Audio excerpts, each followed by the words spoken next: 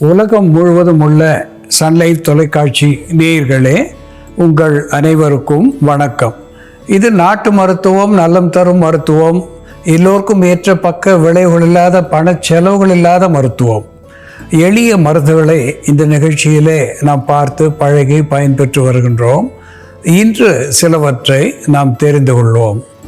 இந்த erectile dysfunction என்று சொல்லக்கூடிய ஒரு நிலை, ஆண்மைக்கு விரைப்பு தன்மை குறைபாடு, இந்த இம்பார்ட்டன்சி என்று சொல்லக்கூடிய இயலாமை என்கின்ற நிலை, இன உறவிலே இயலாமை என்கின்ற நிலை வருகின்ற பொழுது கணவன் மனைவி உறவிலே விரிசல் ஏற்படுவது என்பது இயற்கை. இப்படிப்பட்ட நிலையிலே எகிப்தியர்கள் இந்த இடி என்கின்ற எரெக்டைல் டிஸ்ஃபங்க்ஷன் என்கின்ற நிலைக்கு பெருங்காயத்தை ஒரு மருந்தாக பயன்படுத்துகிறார்கள்.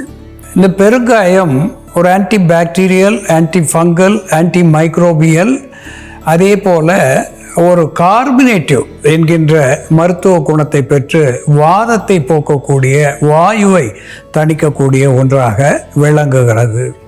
இந்த பெருங்காயத்தை நெய்யிலே பொரித்து எடுத்துக்கொண்டு கால் தேக்கரண்டி அளவு பெருங்காயத்தை எடுத்து அதனோடு அரை தேக்கரண்டி வெண்ணெய் சேர்த்து அந்தி சந்தி என்று 2 வேளை சில நாட்கள் வெறும் வயிற்றிலே உண்டு வருவதனாலே நாளடைவிலே ஆண்மையை மேன்மைப்படுத்தக்கூடிய ஒன்றாக இது விளங்கும். இம்பார்ட்டன்சி என்று சொல்லக்கூடிய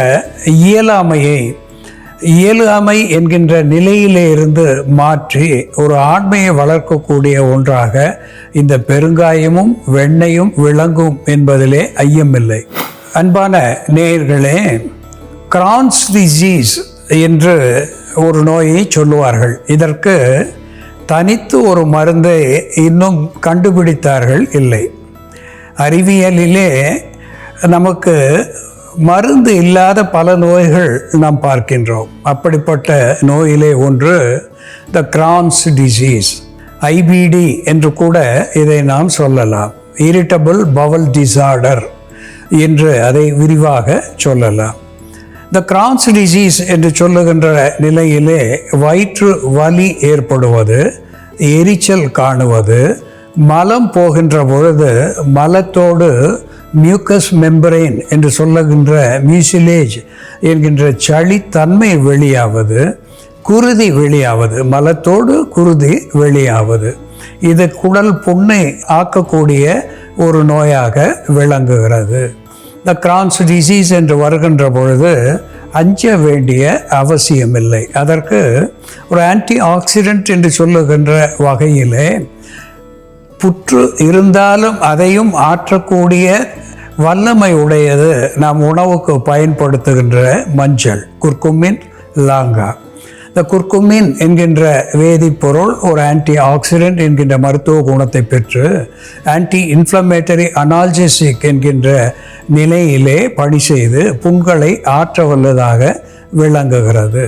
இந்த கிரான்ஸ் டிசீஸ் என்று வந்தவர்கள் வயிற்று புண்ணாக இருந்தாலும் சரி, ஆசனவாய் வரையிலே புண்ணாக இருந்தாலும் சரி, அவர்கள் அன்றாடம் 3 வேளை, காலை, மதியம், இரவு என்று 3 வேளை 500 மில்லிகிராம் முதல் 600 மில்லிகிராம் வரையிலே, அதாவது வெறுக்கடி அளவு 3 வேளை மஞ்சள் தூளை பாலோடோ நீரோடோ பழச்சாரோடோ சேர்த்து பருகி வருவதனாலே இந்த கிரான்ஸ் டிசீஸ் என்று சொல்லுகின்ற குடலை பற்றிய நோய் விட்டு போகும் என்பதை சுட்டிக்காட்ட விரும்புகின்றேன்.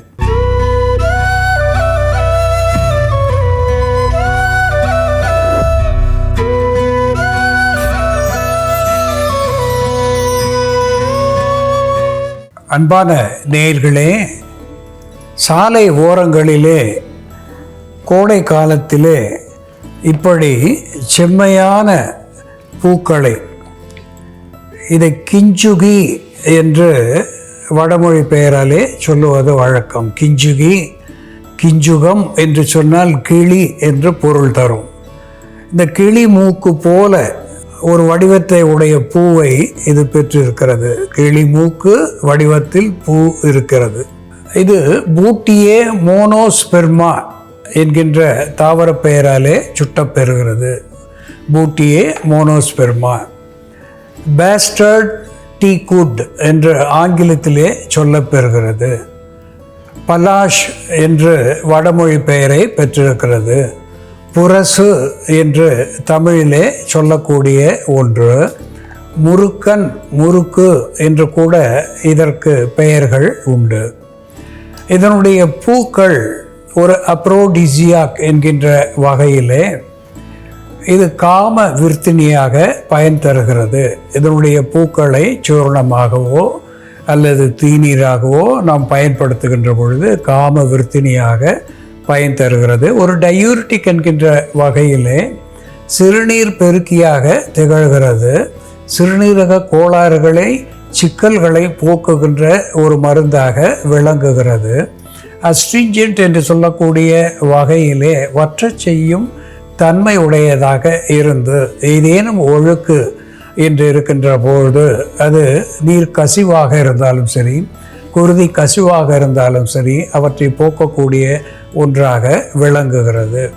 இதனுடைய இலையை நாம் தீநீராகவோ அல்லது சூரணமாகவோ நாம் சாப்பிடுகின்ற நிலையிலே இது பூவரசனுடைய இலையை போன்ற ஒரு உருவத்தை பெற்றிருக்கிறது.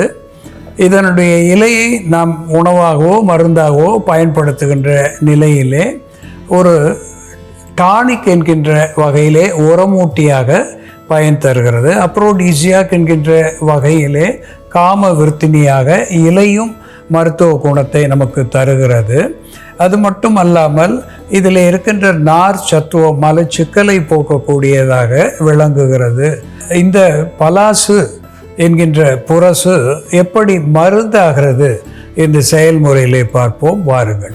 நேயர்களே, நாம இன்னைக்கு முருக்கன் மரம், புரசு மரம் சொல்லக்கூடிய பலாசு மரத்தோட மருத்துவ குணங்கள் என்ன, பலாசு மரத்தோட பாகங்களை நம்ம எப்படி மருந்தா பயன்படுத்துறதுன்னு பார்க்கலாம். இந்த பலாசு மரம்ன்றது நமக்கு ஏப்ரல் மே மாதங்கள்ல இந்த மரம் முழுக்க பூக்களா இருக்கும். நல்ல ஆரஞ்சு நிறத்துல இந்த பூக்கள் இருக்கும். இந்த பூக்கள் நிறமூட்டியாகவும் நம்ம பயன்படுத்தலாம், கலரிங் ஏஜென்ட்டா பயன்படுத்தலாம். இந்த பூக்களை நம்ம தண்ணியில் கொஞ்சம் நேரம் போட்டு வச்சோம்னாலே ஒரு 5 நிமிஷத்துக்குள்ளேயே அந்த தண்ணியோட நேரம் இந்த மாதிரி மாற ஆரம்பிக்கும்.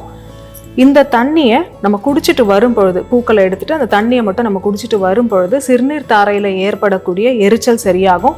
பெண்களுக்கு பிறப்புறுப்பில் ஏற்படக்கூடிய வறட்சி குறையும்.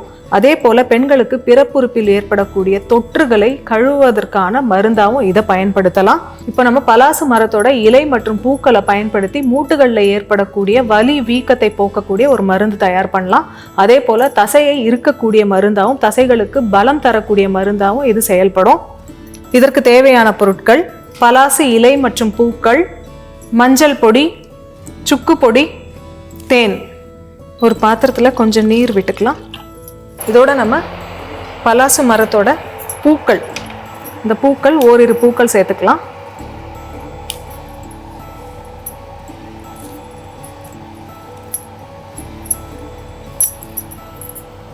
இதோட நம்ம பலாசு மரத்தோட துளிர் இலைகள், இந்த மாதிரி சின்ன சின்னதாக இருந்தால் ஒரு 3 இலைகள், பெருசாக இருந்தால் 2 இலைகள் சேர்த்துக்கலாம். இந்த இலைகள் நமக்கு தொடுவதற்கு தேக்கு இலை மாதிரி இருக்கும், சீக்கிரம் கிழியாது இந்த இலைகள். அதனால இதை உணவு சாப்பிடுவதற்காகவும் பயன்படுத்துவாங்க. சிறு குச்சிகள் வச்சு இந்த இலைகளை ஒன்றன் மேல் ஒன்றாக இந்த மாதிரி வச்சு இலையா நம்ம சாப்பிடுவதற்கான இலையா தச்சு வச்சுக்கிட்டோம்னா இதை காய வச்சு கூட நம்ம யூஸ் பண்ணலாம். இந்த பலாசு இலையில நம்ம உணவு அருந்திட்டு வரும் பொழுது வாதத்தை தணிக்கக்கூடிய மருந்து அந்த உணவு செயல்படும். இந்த இலைகளை இதோட சேர்த்துடலாம். இந்த தண்ணி நல்லா ஆரஞ்சு நிறமாக மாறிட்டு வருது. இதோட நம்ம மஞ்சள் பொடி சேர்க்கணும். இப்போது மஞ்சள் ஒரு வலி நிவாரணியாகவும் இரத்த ஓட்டத்தை தூண்டக்கூடிய மருந்தாகவும் இருக்கிறதுனால நம்ம மஞ்சள் சேர்க்குறோம். பொதுவாக ஆர்த்ரைட்டிஸ் போன்ற பிரச்சனை இருக்கிறவங்களுக்கு பார்த்தோம்னா பொருத்துகளில் சரியான ரத்த ஓட்டம், ஜாயின்ஸ்க்கு ப்ராப்பராக பிளட் சர்க்குலேஷன் இருக்காது. அப்படி இருக்கும் பொழுது இந்த மஞ்சள் ஒரு ஸ்டிமுலண்ட்டாக செயல்படும். அடுத்ததான் நம்ம சுக்கு பொடி சேர்த்துக்கலாம். சுக்கு, வாயுவை அகற்றக்கூடிய மருந்தாகவும் வலி நிவாரணியாகவும் செயல்படும் சுக்கு. இதெல்லாம் சேர்த்து நல்லா கொதிக்க வச்சிடணும். ஜாயிண்ட் ப்ராப்ளம் இருக்கிறவங்க, மூட்டு வலி அதிகமாக இருக்கிறவங்க, இடுப்பு வலி அதிகமாக இருக்கிறவங்க தொடர்ந்து வலி நிவாரணி மாத்திரைகள் சாப்பிட்றதுக்கு பதில் இந்த கஷாயத்தை காலை மாலைன்னு இருவேளையும் குடிச்சிட்டு வரும்பொழுது இதுவே ஒரு வலி நிவாரணத்தை கொடுக்கக்கூடிய மருந்தாக இருக்கும். சிறுநீர் சரியாக கழியாத போது நம்ம இந்த பலாசு இலைகளை எடுத்து நீரில், கொதிக்கிற நீரில் போட்டுட்டு அதுக்கப்புறம் அந்த இலைகளை எடுத்து அடி வயிற்றில் கட்டி வச்சோம்னா சிறுநீரை பெருக்கக்கூடிய மருந்தாகவும் சிறுநீரகங்களை பலப்படுத்தக்கூடிய மருந்தாகவும் இது செயல்படும். மூட்டு வலிக்கான மேல்பற்றாவும் இதை நம்ம பயன்படுத்தலாம். இந்த இலைகளை விளக்கெண்ணெய் விட்டு நல்லா வதக்கிட்டு மூட்டுகளில் நம்ம கட்டி வைக்கும்பொழுது மூட்டுகளில் ஏற்படக்கூடிய வீக்கத்தை குறைக்கக்கூடிய மருந்தாக செயல்படும். இந்த பலாசு மரத்தில் பார்த்தோம்னா நிறைய காய்கள் இருக்கும், அப்படி கொத்து கொத்தா காய்கள் இருக்கும். இந்த காய்கள் முற்றியதும் இதோட உள்ள கொட்டைகள் வரும், பலாசு விதைகள் வரும். அந்த விதைகள் நமக்கு காய்ந்த நிலையில் நாட்டு மருந்து கடையில் கிடைக்கும். அந்த விதைகளை நம்ம பூச்சி அகற்றியாகவும் புழு கொல்லியாகவும் பயன்படுத்தலாம். குழந்தைகளுக்கு வயிற்றுப்போக்கு ஏற்படும் போது அந்த விதைகளை கொஞ்சமாக கொடுக்கலாம். அதே போல் வாரம் ஒரு முறை ஒரு வெறுக்கடி அளவு பலாசு விதை பொடி எடுத்து அதோட தேன் மிக்ஸ் பண்ணி கொடுத்துட்டு வரும்பொழுது வயிற்றில் உள்ள கிருமிகளை வெளித்தள்ளக்கூடிய மருந்தாகவும் உண்ணிகளை, தொற்றுண்ணிகளை வெளித்தள்ளக்கூடிய மருந்தாகவும் இது செயல்படும். பலாசு மரத்தோட பட்டையை தசைகளை இருக்கக்கூடிய மருந்தை பயன்படுத்தலாம். ஒரு சிலருக்கு வெயிட் லாஸ் ஆகும் பொழுது அவர்களுக்கு தசைகளில் தளர்வு ஏற்படும். அந்த மாதிரி இருக்கும் பொழுது பலாசு மரத்தோட பட்டையை எடுத்து பொடி பண்ணி அதை தேனோட மிக்ஸ் பண்ணி சாப்பிட்டுட்டு வரும்பொழுது, ஒரு தேக்கரண்டி அளவு அந்த பொடியை எடுத்து தேனோட மிக்ஸ் பண்ணி சாப்பிட்டுட்டு வரும்பொழுது தசைகளை, மசில்ஸை ஸ்ட்ரென்தன் பண்ணக்கூடிய மருந்தாக அது செயல்படும்.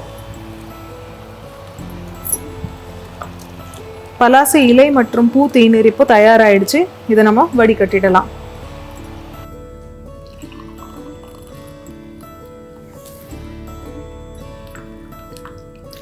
இதோட கொஞ்சம் தேன் சேர்த்துக்கலாம்.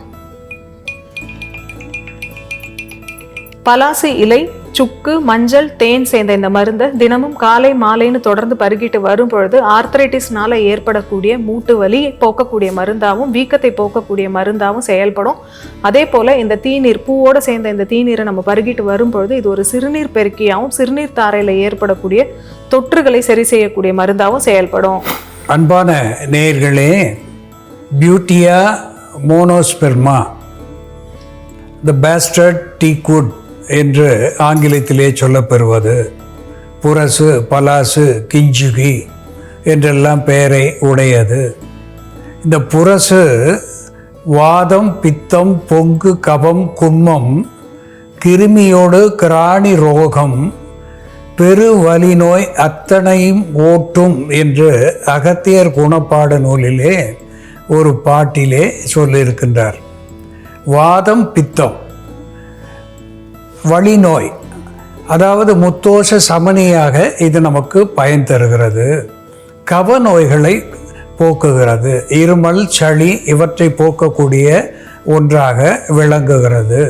குன்மம் என்று சொல்லுகின்ற பொழுது த டியோடினல் அல்சர், பெப்டிக் அல்சர் என்றெல்லாம் ஆங்கிலத்திலே சொல்லக்கூடிய குடல் புண் இவற்றை போக்குவதாக விளங்குகிறது. இந்த குடல் புண்ணினாலே ஏற்படுகின்ற வலியை தணிக்கக்கூடிய ஒரு ஆன்டி இன்ஃப்ளமேட்டரி அனால்ஜெசிக் என்கின்ற மருத்துவ குணத்தை இந்த பலாசு என்கின்ற புரசு பெற்றிருக்கிறது. அதனோடு கூட இது குருதியை சுத்திகரிக்கக்கூடிய ஒன்றாக விளங்குகிறது. ஒரு ஆன்டி ஆக்சிடென்ட் என்கின்ற வகையிலே இந்த சிவப்பு வண்ணமுடைய பூக்களிலே பீட்டா கெரோட்டின், லைகோபீன் என்று சொல்லக்கூடிய மருத்துவ குணங்களை பெற்றிருப்பதனாலே புண்களை ஆற்றக்கூடிய ஒன்றாக விளங்குகிறது. இதனுடைய இலையையோ அல்லது பூக்களையோ நாம் தீநீராக பருகுகின்ற பொழுது உடல் நோய்களை தணிக்கிறது, வலியை குறைக்கிறது, புண்களை ஆற்றுகிறது. அது மட்டும் அல்லாமல் அப்ரோடிசியாக் என்கின்ற வகையிலே ஆண்மையை பெருக்கக்கூடிய ஒன்றாக இதனுடைய இலை தீநீரும் சரி, பூ தீநீரும் சரி பயன் தந்து ஒரு இல்லற வாழ்க்கையிலே இன்பத்தை தரக்கூடிய ஒரு இனிய மருந்தாக இது விளங்குகிறது என்பதை சுட்டிக்காட்ட விரும்புகின்றேன். இங்கே இந்த பலாசு பூவோடு நாம் சுக்கு, மஞ்சள் சேர்த்து, இனிப்பு சேர்த்து ஒரு பானமாக வைத்திருக்கின்றோம். இந்த சுக்கு ஜிஞ்சிபர் அஃபிஷினேல் ஒரு ஸ்டிமுலண்ட் என்கின்ற வகையிலேயும், அதுவும் பலாசு போல வாத நோய்களை குறைக்கக்கூடியதாகவும் கவ நோய்களை தணிக்கக்கூடியதாகவும் விளங்குகிறது. மஞ்சள் குர்குமின் என்கின்ற வேதிப்பொருள் வலி நிவாரணியாக ஆன்டி இன்ஃப்ளமேட்டரி அனால்ஜெசிக் என்கின்ற வகையிலேயும் ஒரு ஆன்டி ஆக்சிடென்ட் என்கின்ற நிலையிலேயும் பயன் தருவதனாலே பலாசு பூவோ அல்லது இலையோ அதனோடு சேருகின்ற மஞ்சளும் இஞ்சியும் ஒரு அருமருந்தாகி பல்வேறு நோய்களை போக்கக்கூடியதாக விளங்குகிறது என்பது உண்மை. அன்பான நேயர்களே, சாலை ஓரங்களிலே கண்ணுக்கு காட்சியாக அழகாக மனதுக்கு இதமாக விளங்கக்கூடிய மரங்கள், பூக்களோடு கூடிய மரங்களிலே ஒன்று இந்த புரசு என்கின்ற கிஞ்சுகி. இதனுடைய மருத்துவ குணத்தை நாம் இன்று பார்த்து தெரிந்து கொண்டோம். இதுபோல வேறு ஒரு மருத்துவ குறிப்போடு நாம் மீண்டும் சந்திப்போம். நன்றி, வணக்கம்.